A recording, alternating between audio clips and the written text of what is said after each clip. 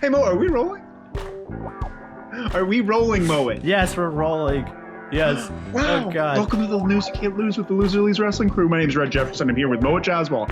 How are you, Moat? This seems like the first time I've asked you that today. Sorry. Sorry. I'm sorry. I'm struggling. I'm having a hard time today. It's hot. I didn't get much sleep. I need a haircut for the last 3 months. Let it go, Mo. It's a rough day. Let it grow. It's a rough day. How are you doing? Oh, I'm fine. I haven't left the house in two or 3 days. It's very It's very hot outside, but I haven't felt it. It's the news from August 30th to September 5th. The news you can't lose. Also, just a reminder, you should follow us on all the social medias. Instagram and YouTube, Loser Leagues Wrestling, Loser Leagues Pod at Twitter, and Apple Podcast and Spotify Podcast. But we got news from August 30th to September 5th. A lot of fun, a lot of weird stuff happened, Moet. Yeah. I can't wait. I can't wait to hear what you found. Well, I almost forgot to put this in. And if I did, it would be a glaring omission that you'd probably tell me about. But this is the biggest news of the week. Vince McMahon orders wrestlers off third-party platforms. Huge. Within 30 days. That's the biggest thing of the week. I almost neglected to put it in at all. That includes mostly for Twitch and Cameo. Those are the biggest things that they want people off of because people can money off of it. And the biggest claim in this request is that they own the names and likenesses, the real names of the performers. And this is pretty evil. Isn't this pretty freaking scary? It's very bad. It's very, very bad. I didn't know. What's the deal with that? Them owning the real names and likenesses. That's a strange one. I get the likeness one is kind of flimsy because I guess a lot of them just kind of look like themselves now. You know what I mean? So maybe like as opposed to earlier eras where they were crazy looking superhero characters. But I don't know. Obviously, I'm pretty confident it's in their contract. It's pretty like they wouldn't go around sending out a memo saying it unless it was, and that they have 30 days to do it.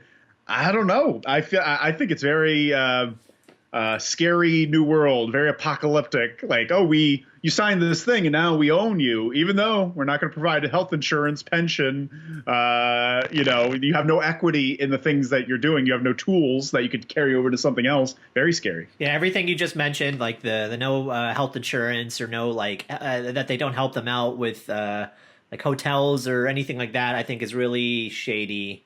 And I also understand why wrestlers keep it up. Keep doing it. I think because you need that reassurance that you still have a job. You can't really speak out if you don't have the power to do so.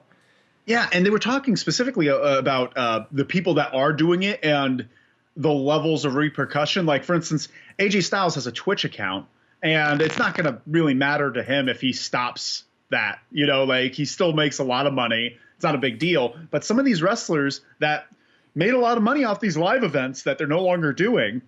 Those people that are on the undercard that want to do Twitch or Cameo now don't have that second source of income. So now they're not only not being used on TV, there's no live events for them to do.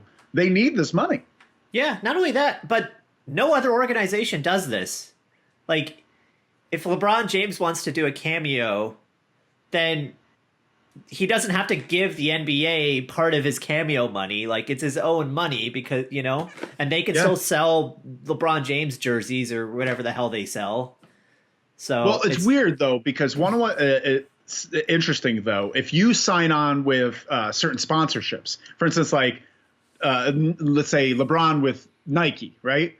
Nike, if you sign with them, they then have a say on what type of content you could put out. Almost like a fielding process because you're their guy. You're their spokesperson, and I think they're treating these wrestlers as WWE spokespeople rather than employees. They're independent, they're brand ambassadors. And so that now their Instagram, everything has to be WWE centric if they're going to be doing it. It's not that you can't do it. It's, it has to go through our filter and be constantly promoting the brand. Yeah, I guess to be honest, I see that aspect of it. If their name, if WWE's name is on it, and they don't want that, like who was it? Paige's Instagram name or something like that was like Paige official WWE or something like that. Yeah. So maybe just taking out that WWE, if you want to just do your own Twitch stream or Cameo or whatever, then I can see that being like an obvious compromise. People will still be able to find them because they're already big stars within the company. It doesn't hurt WWE. I don't know. I think overall it's silly because doing these things only helps everybody. It only gets WWE's name out and it gives them extra revenue to, Yeah, 100%. I'm just curious to see where this goes and how this is going to be enforced. If this is going to be a big reckoning for WWE, because this is huge. We've got people, Andrew Yang was discussing it recently, and it's just making big headlines. A friend of mine who's in the Animators Guild, apparently this was spread around in their Animators Guild, just like, look what's going on. Oh, were they nervous, like, that it might happen to them, or just as news? Just news, okay. Big news. Yeah. So, but like outside the wrestling world, this is pretty big deal. So I'm curious to see where it goes. Big fun stuff. We got our next news item. Brock Lesnar is a free agent. Brock Lesnar is a free agent, no longer associated with WWE at the moment. His contract, I think, just was not renewed. And there's interest from UFC and potentially AEW. Tony Khan says that he's nothing's as of note, nothing to report yet. He's being very vague. What do you think, Moet? Do you want Brock Lesnar to go eat Marco Stunt? Of course I want him to eat Marco Stunt. What an insane match would that be if like Wardlow can spin him around like a pizza pie in the sky, like what is Brock Lesnar going to do to him? Brock Lesnar would eat him. Yeah. He would like grab him like the T-Rex from Jurassic Park and just tear Marco Stunt to shreds. I would love to see that. Yeah, I'd like to see him in AEW. I'd love to see him in UFC. He was the reason that I started watching UFC in the first place all those years ago. I was shocked to find out he was in the UFC back then because I just didn't know of his. I knew he was a wrestler, of course, like in college or whatever, but I didn't expect him to make that transition. And he was incredible, like amazing. So energetic, like electric. All of his performances. The best UFC performer in the history, in my opinion. I think he's great. Well, that's all around. All around. Like he had the best. Well, yeah, he's best. He's the 100% best. Him and Conor McGregor, they're the best. Definitely not. But that's we can talk about. That's not for this. No, this discussion. is now a UFC podcast. What are you doing? No. He got a lot of eyeballs on the show, though. But anyways, he's just being a smart businessman. He knows that people are interested in him. He's retired from UFC, from MMA fighting. I think he'll come back. I think he'll come back to UFC. Was it Jim Jones? Him and those two are going back and forth right now? John Jones. Jones. Jim Jones is the cult leader. Yeah. But John Jones, they're going back and forth apparently, and there's rumors of it. Also AEW, did you hear what Brody Lee said?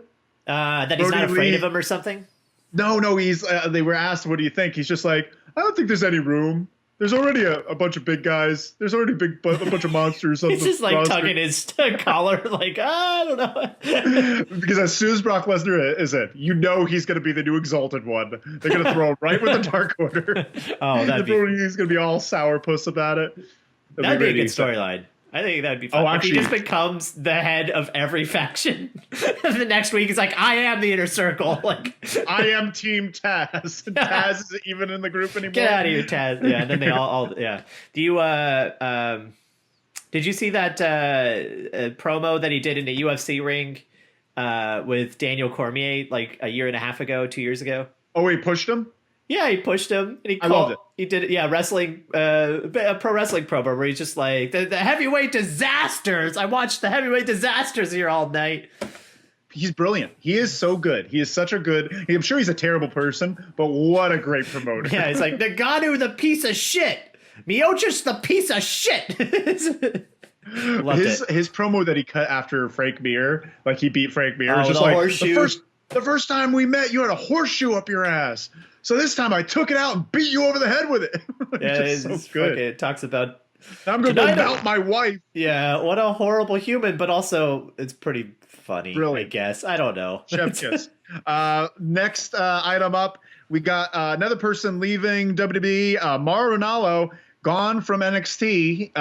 It looks like he's kind of taking time off from wrestling in general. It's not any issue with the company. I think he has some issues with his mom, and he also wants to do more work for mental health awareness. We're gonna miss him, right? Oh, yeah. He was the voice of NXT. He is incredible. Mamma Mia! How can you forget about that? The best announcer in wrestling today. Yeah. Yeah, I can't think of anyone better. I would love him and Taz, honestly. I think that would be a perfect duo in my brain. Really? I've been thinking about it for a while because I think Taz is real fun, good color, but he's also he works well with people who act smarter than him. Like Michael Cole and Taz were perfect. We're absolutely perfect. And I just see Mauro Ranello as Michael Cole on steroids, like the best Michael Cole would ever be if he was just jazzed up on meth. Mm-hmm. I would love that pairing. That's interesting. I would have thought maybe Excalibur of just two highly excited, intelligent individuals just kind of screaming. That actually sounds horrible. The more I'm saying, that sounds terrifying. I love the juxtaposition of one that sounds smart, one that sounds dumb. I would hate to hang out with those two specifically at a party, just like in the corner of a house, house party. God. Just like, God, these guys, just shut up already. Oh my God, them talking about the Northwest Territory in the 1970s for hours. I just couldn't take it. I wouldn't want it. Next up, another person. This is the last one released from last one not with WWE anymore. It's AOP. AOP is gone. They've been released, and I don't know. I don't even really terribly care. I just had two people leave WWE, and I was just like, here's a third one, and so I did that. Do you care at all about the Authors of Pain? Do you think that they were worth anything? I liked them in NXT. A whole lot. They were very believable as a terrifying two big men tag team. They were a little different. Yeah, they looked great. A very bizarre combination of people, you know. I literally don't remember anything they did in WWE. Like when they moved. I just feel like this from is a NXT. good. I think this is a good move because when he went to left NXT, they went to WWE and they fired Paul Ellering. They fired him on TV for like after 2 weeks in. Then one got injured. Then they came back, and then someone got injured again. They were doing those promos in the back where they're in like suits and just talking on a black screen. I feel like this is the best move for them because honestly, I don't know if they knew what they were going to do with them. No tag team is ever going to be the top of WWE anymore, I don't think. And so I think AEW is a perfect place for them. Yeah, I find it so strange how. Oh no, I don't know. I don't think they're going to AEW. People have been saying Impact instead, which I think they're even better at Impact personally because I think the tag team division is like is just too bloated as it is in AEW that they can't like. Most shows have multiple tag team matches then a multi-tag team match with the tag teams. What kind of masochistic thought process I have? I hate them already. Yeah. I hate those fucking multi-man tag matches already. Why would I want to? I'm losing my mind. You're 100% right, Mo. You're 100%. Let's never discuss this again. Okay. Next up, we have the Iiconics. The Iiconics Split Up. And what a waste. What a waste. I guess they have big plans for Peyton Royce. Billy Kay is not in trouble or anything, but they just feel Peyton's going to be better as a single star. Are you disappointed, Moet? Do you feel like this is a big injustice? Yeah, I'm not surprised. I'm just disappointed. I know WWE does this stuff, and it breaks my heart because they don't need to. It's like people talk about the New Day breaking up because you got to have a successful tag team and you got to break them up. There's no reason to break them up. They were so good together. A flash of sunshine. That's what I wanted to say. A flash of sunshine. That didn't That's work. getting written down. I wanted to say just a bright spot in the show, but I wanted to throw something in. So it's like bright sun. How do I make this sentence work? And then that's where that ended up. I love it. I have Lord Moet, Scott Can Do, and Flash of Sunshine. Great. No, but they were. The thing is, I don't understand the premise, like you said, of breaking them up. They already have two people with chemistry that are entertaining. I get you want Peyton to be a single star. Nothing's stopping her. Let Billy Kay come to ringside, get her more over because they already like each other. The fans are already into their thing. It seems like such a step back because now you have you had two people that you didn't know what to do with. Now you know what you want to do with one. The second person, you're just going to give them a check and have them sit on the sidelines, especially when you know they have a good rapport with this. I don't get it. Yeah, I don't get it. It's absurd. Yeah, whenever I would take a break from WWE for a few weeks or a month or whatever, I would always make sure to check out their promos. There's a few wrestlers I would just check out on YouTube, no matter what they were, and the Iconics I would always check out because they're entertaining. So entertaining. Yeah. So entertaining. Every time. Consistent. Very terrible. Very terrible. Now we're on to some sad news. We got The Rock tested positive for COVID. And The Rock's battling COVID with his family.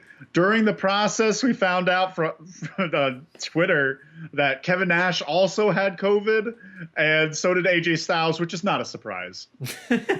Yeah, the most surprising thing to me was that finding out that they had COVID, but what that also meant was how many other wrestlers have COVID now. Like, because there was like a sort of like minor breakout that happened in at WWE.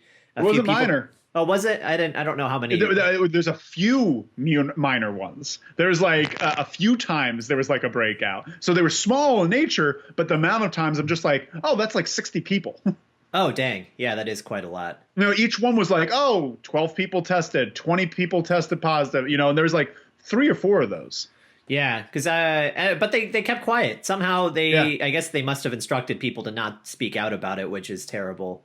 But that just got me thinking, like, how many other people, and then, I don't know, just playing, like, Sherlock at home of, like, this person suddenly has an injury, so if he had an injury at this moment, and Renee Young got COVID here, and then you kind of connect the dots, and then it makes sense. It all makes sense now. It's all conspiracy theory. Yeah, you with your big Post-it and yarn board.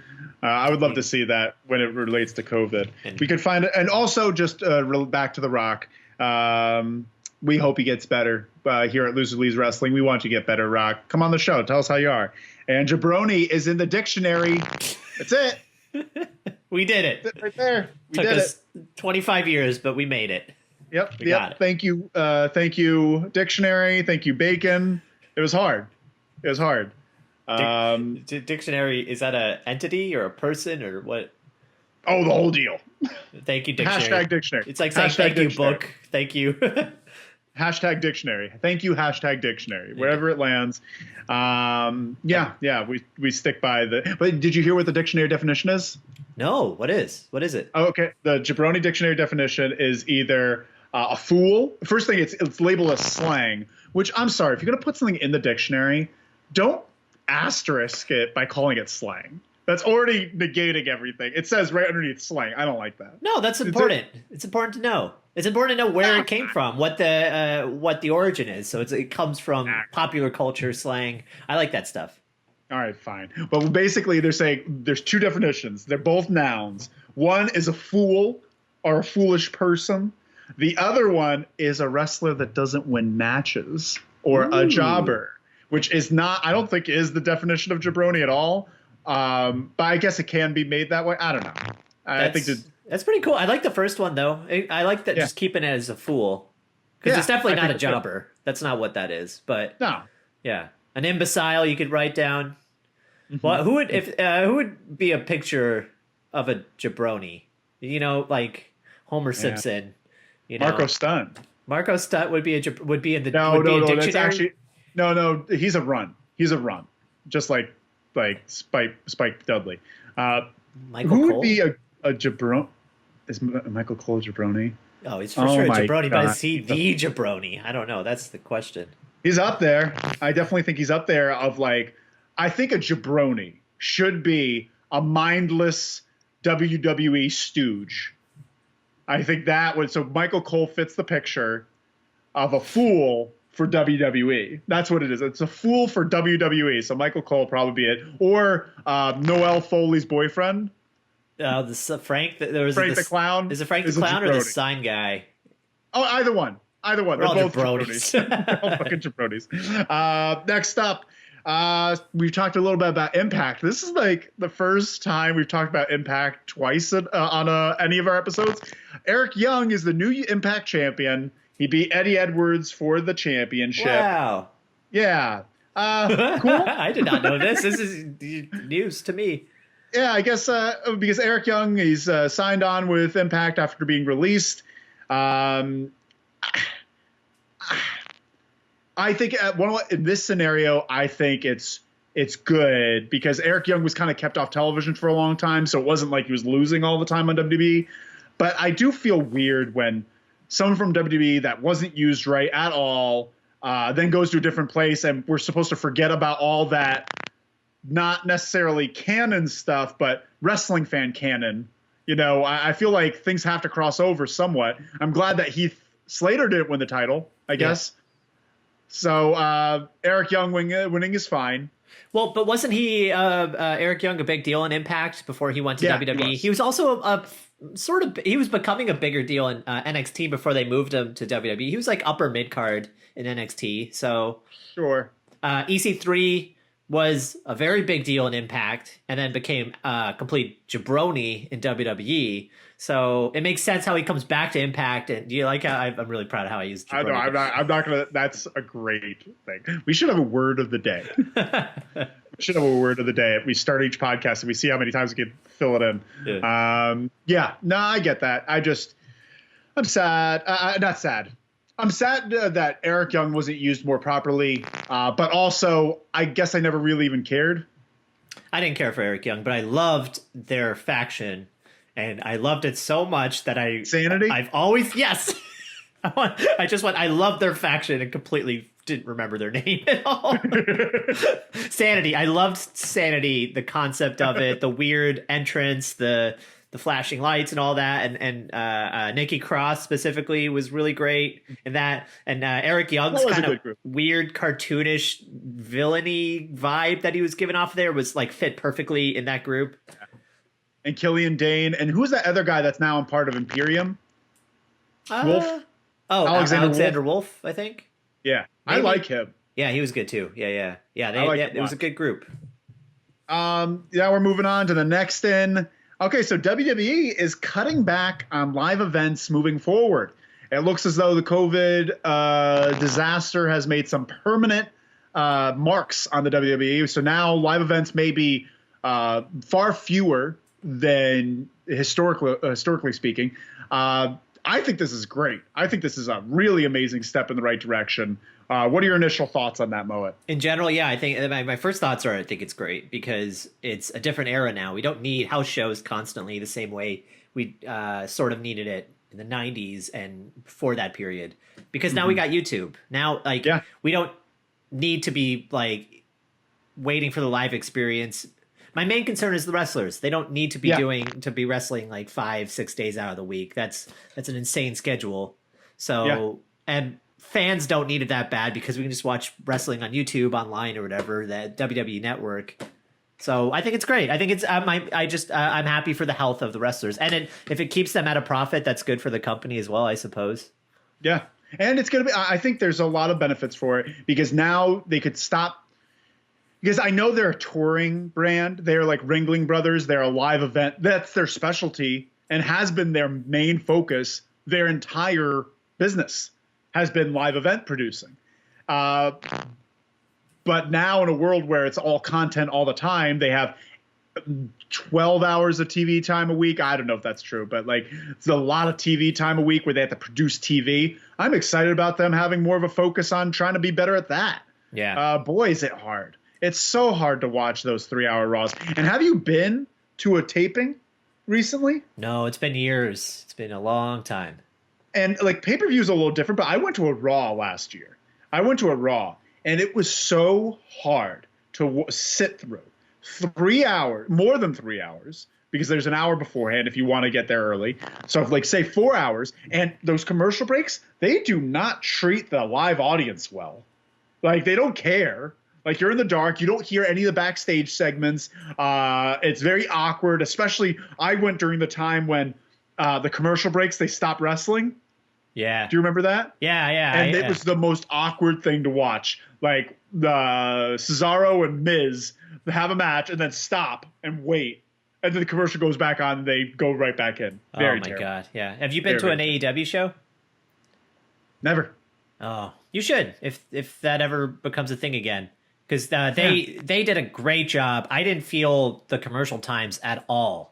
They Really? were, Justin Roberts gets on the mic and does really good crowd work for between every commercial. Or if there's a match going on, they just keep wrestling. As you can tell on TV, they just keep wrestling, and then they show the picture in picture.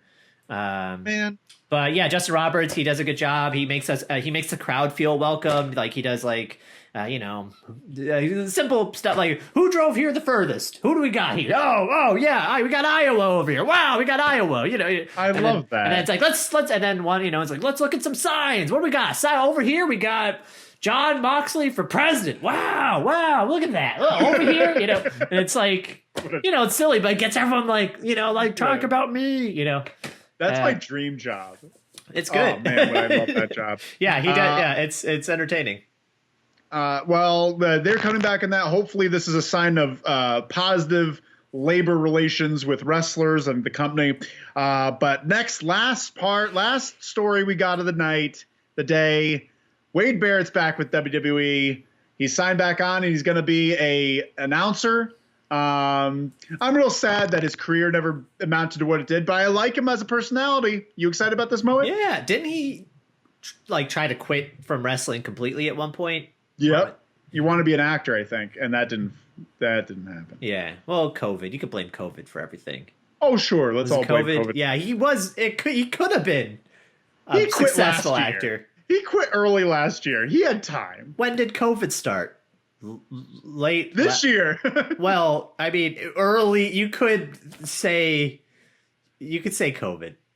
Let me say this. He signed on to be an announcer with MLW before COVID. Okay. He already gave up. Yeah, that isn't a great side for his That's not giving up, because bless him, bless Wade. I really like him. I thought I never saw him as a champion, but boy, did I love Bad News Barrett. I miss Bad News Barrett, and they never did enough with that. No. I like the ridiculously tall podium that he had for no reason. I thought that was always very funny.